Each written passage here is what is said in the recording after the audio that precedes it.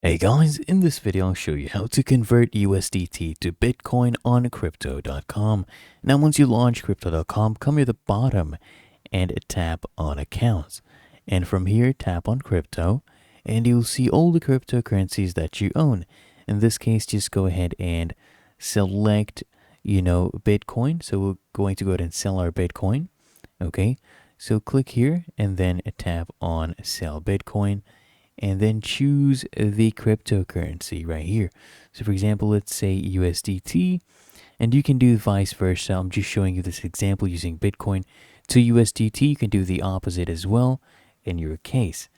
Okay, then once we've chosen USDT, tap on sell, and then you'll get a confirmation right here. Make sure everything is correct. You're okay with the rate. Just go ahead and tap on confirm, enter your passcode, and there you go. We have sold this Bitcoin and converted that to USDT. As you can see right here, we don't have Bitcoin anymore. Now you can do this and vice versa to fulfill your need. Really that easy and simple. So if you found this helpful, make sure you smash that like button and subscribe to the channel.